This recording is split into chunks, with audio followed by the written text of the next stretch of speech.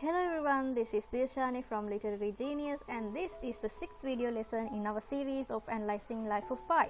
So in this video we will discuss the final phase of the story, that is the third part, Benito Juarez Infirmary Tomatlan, Mexico. This section is the smallest section of the novel with only 5 chapters starting from chapter 95 to 100. The third part is mainly about Pi's recovery after being taken to a hospital in Tomatlan, Mexico, which is called Benito Juarez. 2 Japanese interrogators from the Japanese Ministry of Transport come to question Pi about the possible reasons for the shipwreck and his story of survival. And Pi offers them the story with animals, which the Japanese officials refused to accept. They wanted a more plausible story, so Pi offered another version of the story with human survivors. In this story, there is a cook from the ship, an injured sailor, Pi, and Pi's mother.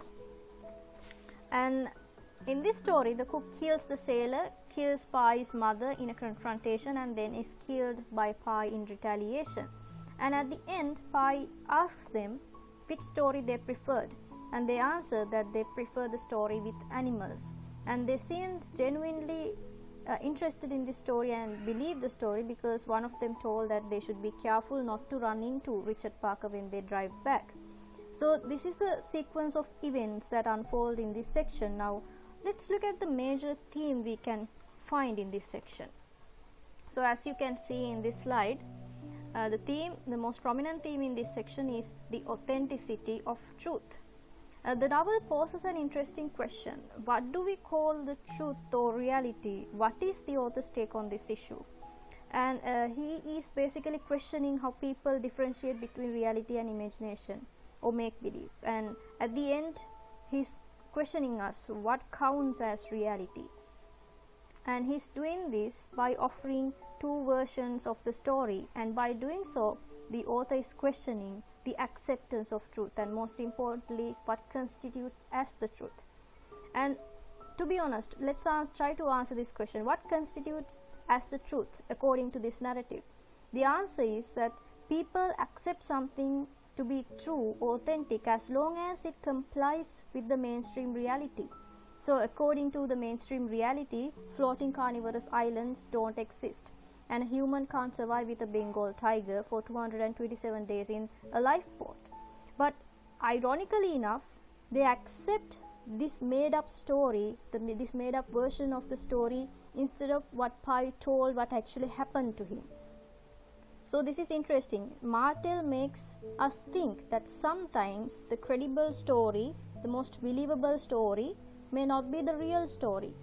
So thereby he is challenging what we call this mainstream reality, or the collection of credible stories, as we call it.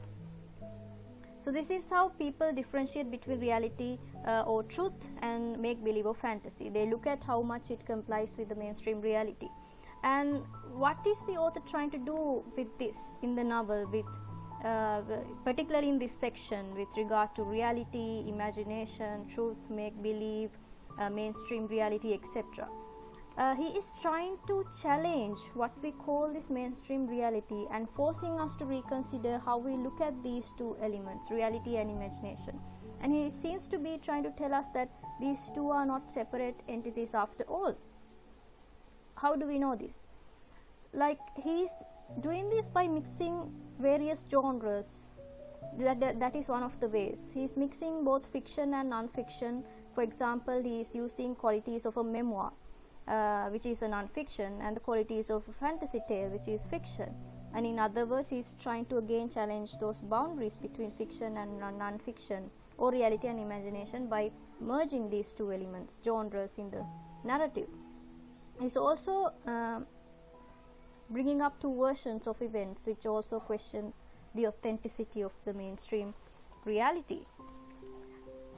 And then the narrative, with its many interpretations and the unreliable first-person narrators, which happen to be Pi and the anonymous author. And we discussed why we call these voices unreliable in our 2nd video. So if you want to go back and clarify things out, you are more than welcome to do so.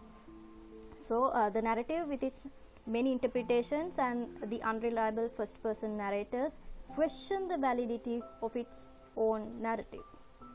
And finally, the narrative highlights the importance of believing and accepting the many versions of truth instead of just one.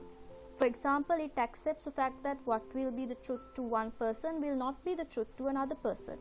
The best example we could find for this in the novel is his faith in God, religion. That is why Pi follows 3 religions instead of one. He wants to believe in many versions of truth, different ways. Truth has different versions to it, but it leads to the same destination. And the story of survival itself reminds us that there could be more than one version to the truth, because as we know, Pi offers them 2 versions of the truth, but we can't say that they are lies at the end. So there you go. This section may be the shortest section of the novel, but it offers us a lot to think about. With that, we come to the end of our 6th video. Let me know if you have anything which is not clear to you, so I'll try to explain them in my next video.